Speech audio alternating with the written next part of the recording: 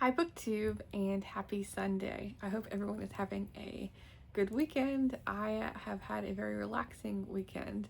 On Friday, I went to a local park and I got to sit and read for a bit, and I brought some snacks for a little picnic, and then I took a long walk through the forest, and so that helped me bridge the gap between or de-stress from the work week going into the weekend. And work was a bit, again, I feel like as always, it's been very stressful, but I have had a really nice weekend, and I have made plenty of time for reading this week, and done quite a bit of reading yesterday. Today, not so much.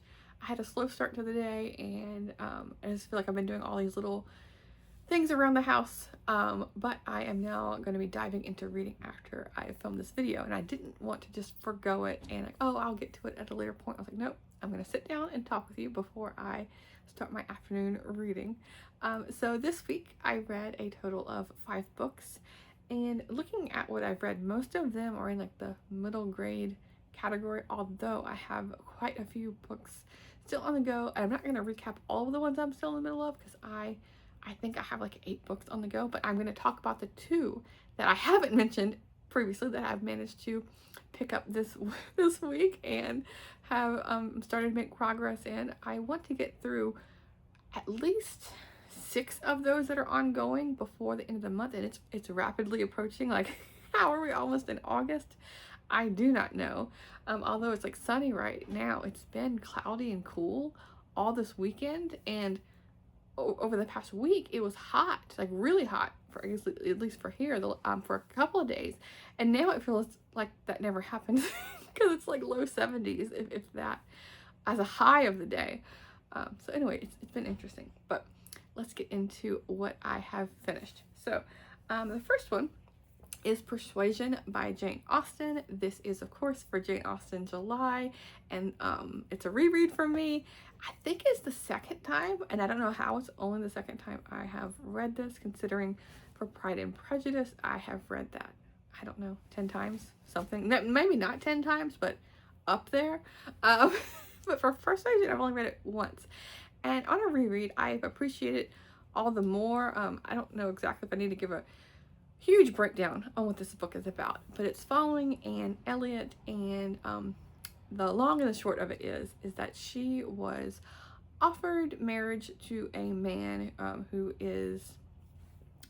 works with the ship here. He works in like with the shipping and stuff, but he has he doesn't have a lot of means or money to finance an equal livelihood to what she is used to, and so her family and her like a guidance, I was gonna say guidance counselor, that doesn't sound like that's not the school job I'm thinking of, but like a neighbor who she respects, who looks up to, and gives her advice that she should not take this proposal, and so she doesn't. And so you get a little backstory of that, but now it's 8.5 years later. He is now, the man that she rejected is coming back into town, and she starts thinking about what, like, reconsidering it in a way, but also like, okay, they're both keeping each other at a distance because of what happened, and he is interested in other women who are in the town, and so she starts like, getting embarrassed in a way, and then they of course, like these stories, they slowly reconcile, and so it's a very slow book. I feel like Anne herself is very like an understated character. Like, my favorite of Jane Austen is Pride and Prejudice, and the tone of the main characters are completely different, but equally good in their own way. But the whole book felt a bit slow. I appreciate it, I really liked it, but it didn't have the pizzazz I feel like that Pride and Prejudice has, like with the snappy dialogue. This had a lot of wit in it, but I still, if I had to pick one, I would pick Pride and Prejudice. But I am very happy to have reread this.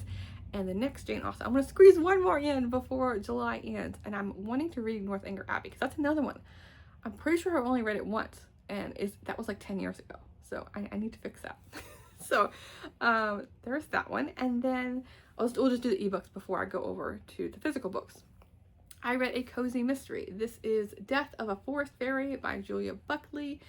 This is part of the Hungarian Tea House mystery, And although it looks like, you know, it's like it looks like it's a fairy tale or about fairies, it is not.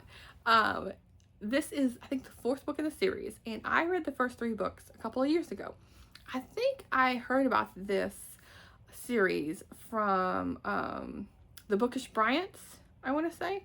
Becky at the Bookish Bryants, she was like raving about this series that she really liked. And so I read the first three back then.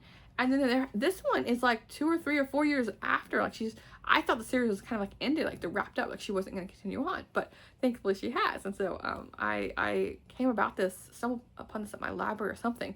And I was like, oh, there's more in this series. And so I read it. And so it's, like I say, although there's a fairy on the cover, the fairy does, there's a little bit about a fairy in there, because the main character, her and her family run a tea shop, a Hungarian tea shop, because half of her family, her mom's side, is all Hungarian, and so there is lots of talk about the food, the tea, and the coffee, and all of that's going on, and it makes me very hungry. A lot of these cozy mysteries have that element in there, but especially Hungarian, because I am not very familiar at all, really, with this food. So I highlighted, anytime they talked about a different dish, I highlighted it in my Kindle so I can go back and like Google and figure out what these food items are, and what is easy for me to get a hold of to like make myself and try this stuff out.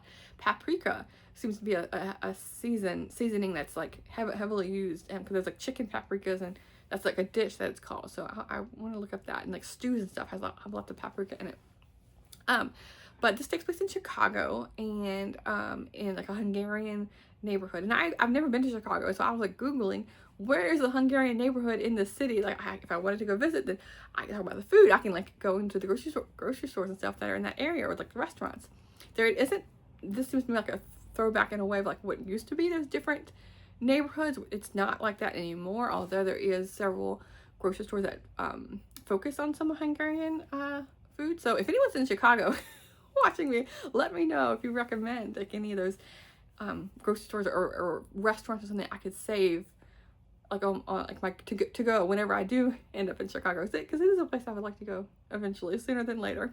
But that's neither here nor there with this book. But so the main character is help running the tea shop, and her and her family are going to a local theater production of a Hungarian folktale and what the folktale is about, a fairy who runs into the woods, and when the actor runs into the woods, she meets her end. She meets her maker in a way. I don't know why I said it like that, but anyway, she ends up dead, and the story takes place from there. And yeah, so I really do like this series. I think it's more of a unique series in a way. I don't read a lot of cozy mysteries, but I do like the spin on it with the Hungarian elements in there, and has really good characters as well.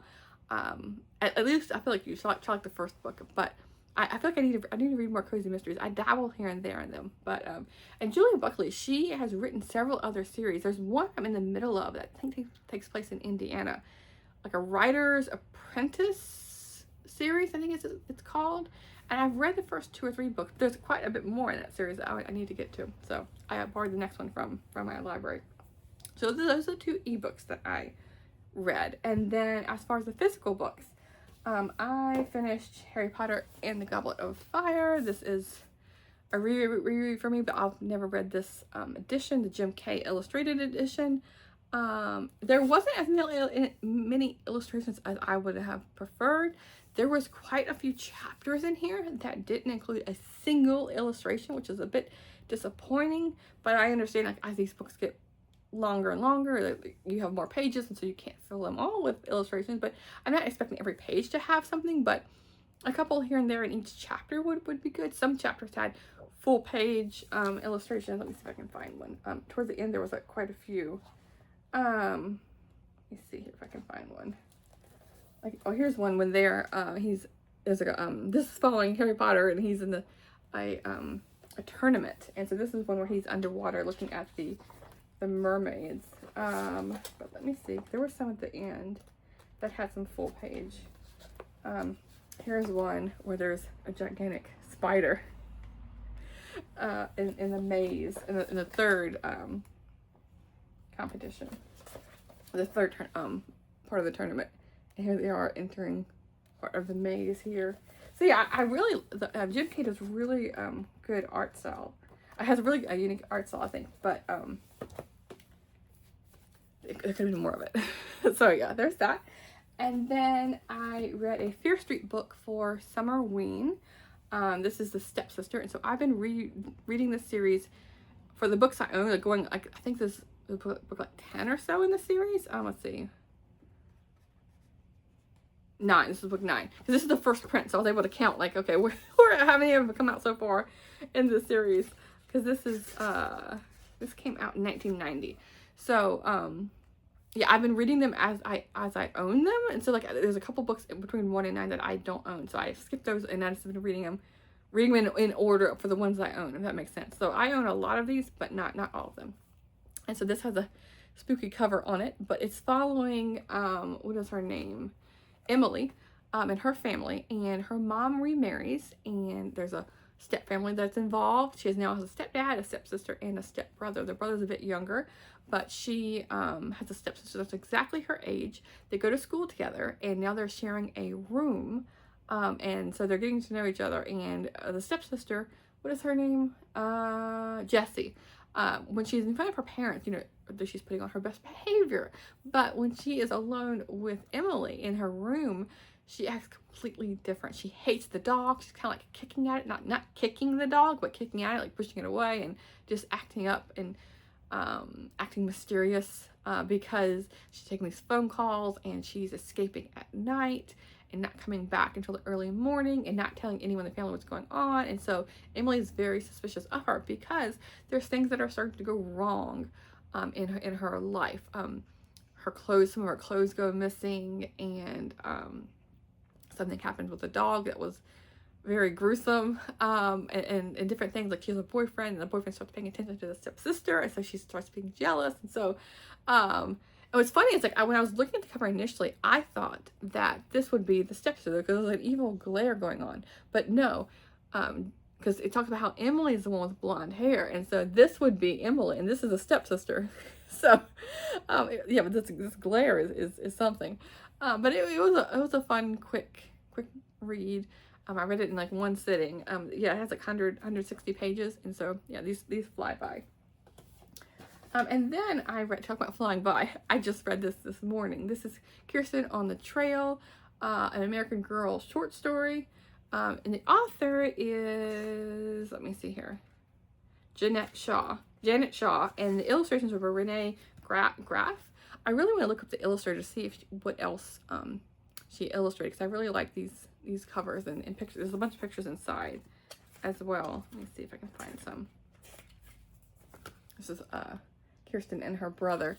But I reread the Kirsten series over Christmas because I saw, I think someone on Bookstagram talking about how they were rereading all the Christmas books for the original American Girl series. And there's a picture in here, I think, at the beginning of all of them. Well, it's really teeny tiny. But those are the ones that I was familiar with growing up in the early 90s. I know that there's been many other American Girl series, but these ones I was familiar with: Felicity and Josephine, Samantha, Molly, and Kirsten are the ones I grew up with. So on Bookstagram, she was rereading all the Christmas books, because each I think like 6 books, 5 or 6 books per girl, and each of them had their own Christmas story of how they were celebrating Christmas with the different cultures and things like that.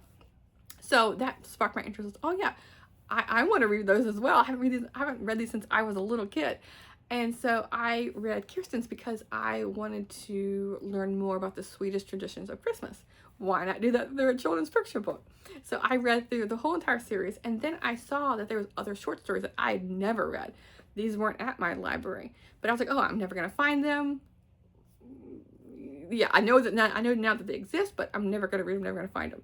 But I was doing a little free library run a month or so later, and this was in the little free library, and it looks like brand new. There is not a thing wrong with it. There's no kid crayon scrawling or anything. But all that to be said, this is it looks very short, but the story, there's not much to it. There's not much there. Her friend, who is a Sioux, who's from the Sioux tribe, comes back into town after they've gone on their hunting, their several months of hunting, and they come back to their their summer hunting grounds, and they reconnect, and that's about it. And I was just, that's, when I got to the last page, I was like, that's it, that's all that's there. But so at least I know now, I'll have a little bit of understanding what these short stories are, because yes, they are very short stories and there's not much to them. So, but I do recommend, if you have kids, or if you were a kid reading the American Girl series, to go through them again, because they're interesting to go back to.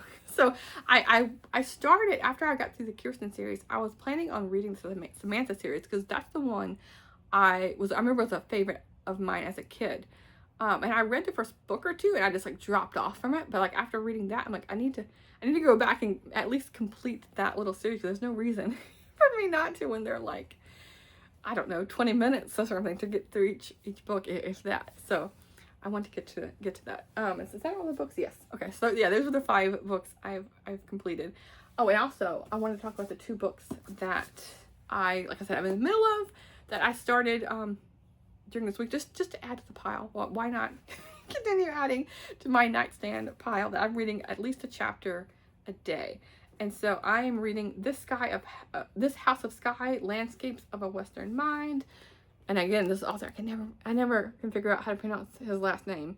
Ivan Doig, I think. I don't know. But here's the cover. And this, I've read a lot of his fiction books, his historical fiction books. Kind of like historical westerns in a way. And it's all about an area that he himself grew up in, his whole family has grown up in. So they're very much, I feel like, inspired by his real life. But this is an actual nonfiction memoir of his growing up years. And so right now, I am on page 40 of the book, this far in. And I was going to read chapter by chapter, but these chapters are like 60 pages long each. So I'm not exactly doing that, but I'm going to finish it before the end of the month. But this takes place in Montana, north of Helena, in the mountains. And he's talking about how like they're scraping by, how when this was originally settled by like the various Scottish families, how they thought they were going to make it big kind of thing. But then he's talking about, if you look at the landscape itself, like the different mountains are very harsh, and there's hardly any, they're having issues with water, like, a generation into this, and how, if you look at the landscape, look at the grasses and things like that, there's hardly any water, but then you also have heavy snows to deal with, so you're not growing anything for most of the year. And so it's interesting to see him becoming an adult, and what his father is dealing with, and then what he himself is dealing with, because I remember, if I look at this one doesn't talk about it, but in like the little mini biography you get in his other books, he eventually moves to Seattle, and when his father was young, he made an escape from the little tiny town to go to see the West Coast and see the different cities, and he ends up in Seattle working.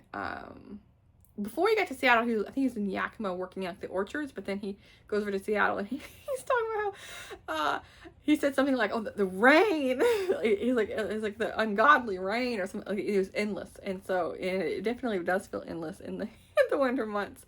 So he escapes back to the little town in Montana. But anyway, I think because looking at the biographies on the back of some of his books, he ended up in Seattle, so that was interesting to see. But yeah, enjoying this.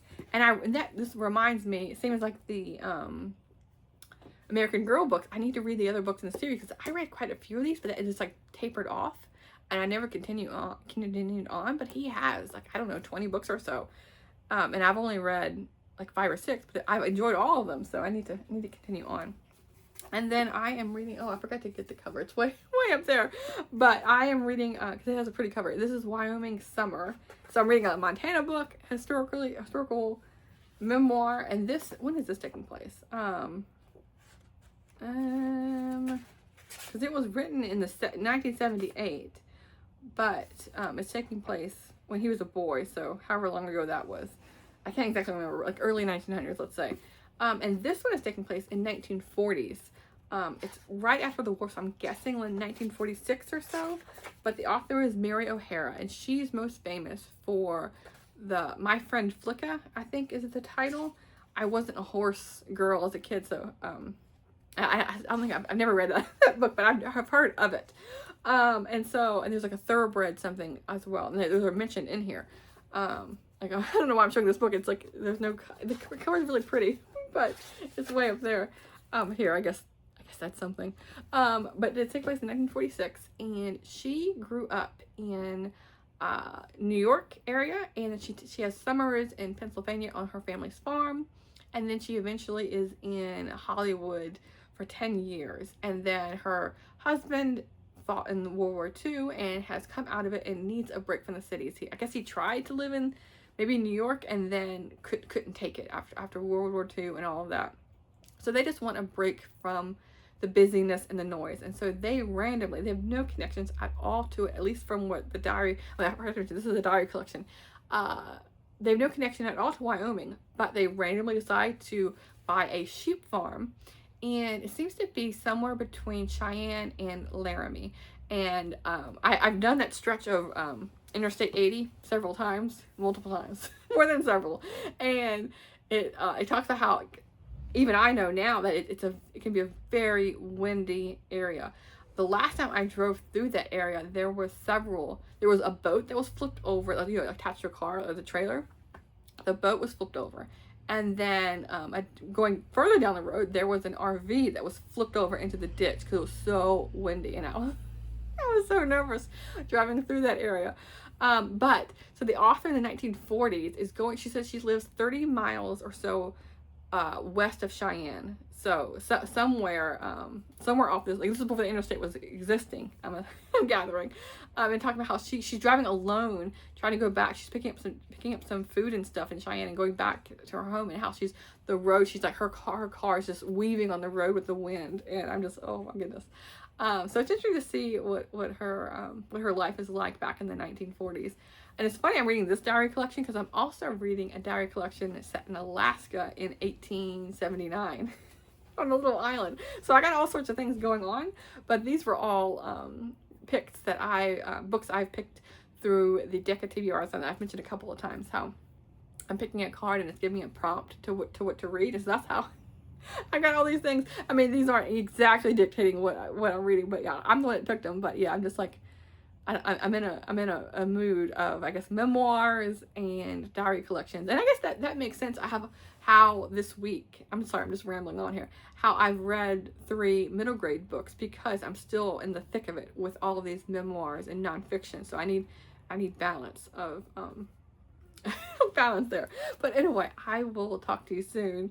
I think my next video is going to be the mid-year check-in. I saw several people make videos on that earlier in June, and I was like, I kept telling myself, oh yeah, I'm gonna get to it, and I never did.